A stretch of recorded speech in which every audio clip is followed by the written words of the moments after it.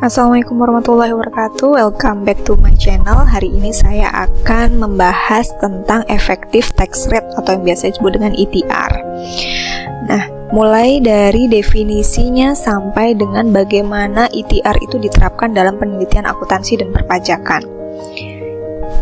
Untuk definisinya sendiri, ETR itu merupakan rasio atau perbandingan antara beban pajak yang ditanggung perusahaan pada periode tertentu dan laba sebelum pajak.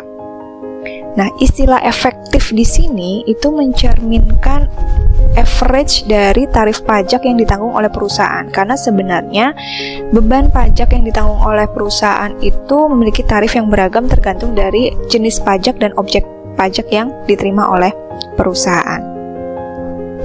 Nah, tujuan penghitungan ETR sendiri itu untuk apa? Di sini ada beberapa tujuan. Yang pertama adalah menganalisis laporan keuangan perusahaan. Yang kedua, mengetahui beban pajak yang ditanggung perusahaan pada periode tertentu relatif terhadap laba sebelum pajaknya.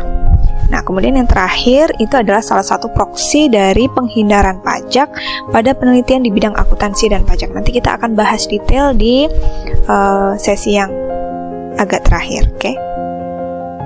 Nah, formula penghitungan ETR itu sendiri itu adalah beban pajak ini dibagi dengan laba sebelum pajak. Beban pajak ini itu berdasarkan PSAK 46 didefinisikan sebagai jumlah pajak penghasilan yang terutang atau dilunasi atas laba kena pajak atau rugi pajak untuk satu periode pajak. Nah, di sini atau dengan singkatnya, beban pajak itu adalah beban pajak yang ditanggung oleh perusahaan pada periode sekarang atau periode tertentu. Dan laba sebelum pajak itu merupakan laba perusahaan sebelum dikurangi dengan beban pajak penghasilan. Nah, bagaimana cara penghitungannya? Nah, ini adalah contoh penghitungan dari ETR. Misalnya di sini ada beberapa perusahaan, ada PTA, PTB, PTC, di mana beban pajak kininya beragam, ya. Ada yang 20, ada yang 25, ada yang 30 dengan laba sebelum pajaknya sama, misalnya di sini 100. Dengan demikian, ETR dari masing-masing perusahaan itu bisa dihitung dengan cara membagi beban pajak ini dengan laba sebelum pajak, sehingga PTA memiliki ETR sebesar 20%, PTB 25%, dan PTC adalah 30%. Dengan demikian dapat kita ambil kesimpulan bahwa semakin tinggi beban pajak suatu perusahaan, maka semakin tinggi ETR-nya. Nah, bagaimana ETR itu diterapkan dalam penelitian? Nah, kenapa sih ETR itu harus dipakai atau bisa dipakai dalam penelitian? Karena pada dasarnya yang namanya data perpajakan atau data pajak perusahaan itu bersifat konfidensial. Adanya di SPT, di mana SPT itu tidak dipublikasikan untuk umum, hanya ditujukan untuk pelaporan pajak perusahaan. Sehingga peneliti merasa perlu untuk menggunakan ukuran lain. Dalam hal ini adalah konteks penghindaran pajak, sehingga ETR ini menjadi salah satu proksi yang digunakan untuk mengukur penghindaran pajak. Sekedar informasi, penghindaran pajak itu merupakan upaya perusahaan untuk meminimalkan beban pajak secara legal dengan memanfaatkan celah regulasi perpajakan. Nah, bagaimana ETR itu bisa digunakan untuk mengukur penghindaran pajak? Nah, coba kita kembali lagi ke penghitungan ETR tadi. Sejatinya perusahaan itu memiliki kecenderungan untuk meminimalkan beban pajaknya. Melalui salah satu caranya adalah penghindaran pajak. Kalau dilihat dari ilustrasi ini, dengan laba sebelum pajak yang sama, tapi beban pajak ininya beragam, maka perusahaan dikatakan melakukan penghindaran pajak itu ketika beban pajaknya yang paling kecil, ya. Di sini adalah 20. Dengan ETR yang kecil pula, karena balik lagi penghitungan ITR itu adalah beban pajak kini dibagi dengan laba sebelum pajak. Dari sini dapat disimpulkan bahwa semakin rendah ITR, kan semakin rendah beban pajaknya, sehingga dapat dikatakan bahwa perusahaan semakin melakukan penghindaran pajak. Tapi untuk dapat menyimpulkan apakah perusahaan A, B, C ini menghindari pajak, kita perlu melakukan komparasi dengan statutory tax rate. Statutory tax rate itu adalah tarif pajak yang diatur dalam undang-undang.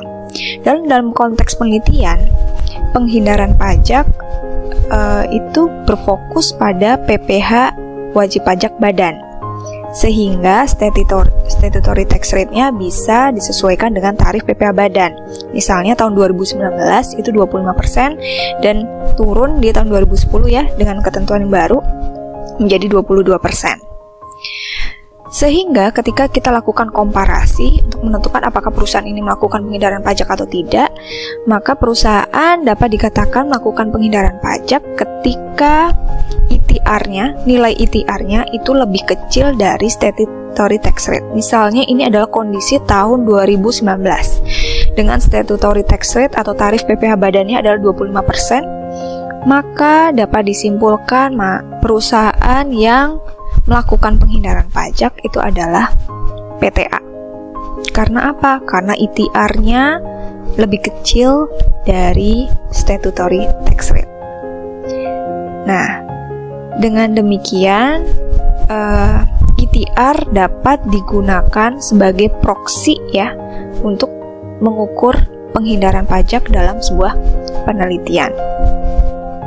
Nah, gimana cara mencari data untuk ITR? Kalau di laporan keuangan memang tidak serta-merta tersebut ya, besarnya ITR perusahaan ini berapa. Tapi kita harus menghitung sendiri dalam konteks penelitian.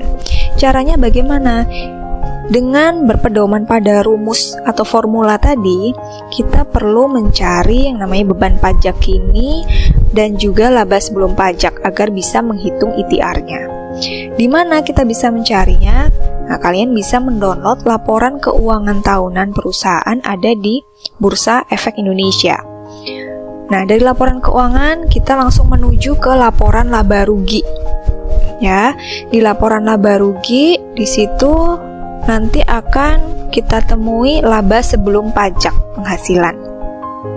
Di sini sebagai penyebutnya tadi ya, dan sebagai pembilangnya ada beban pajak kini. Jadi ITR-nya seperti apa? Bagaimana cara menghitungnya? Jadi beban pajak kini langsung saja dibagi dengan laba sebelum pajak. Sangat mudah ya. Nah, terus bagaimana kalau misalnya di laporan laba rugi perusahaan itu tidak menunjukkan beban pajak kini? Terus nyari datanya di mana? Nah, ketika ini contohnya di Astra Internasional ya, di sini beban pajaknya tidak menunjukkan beban pajak kini.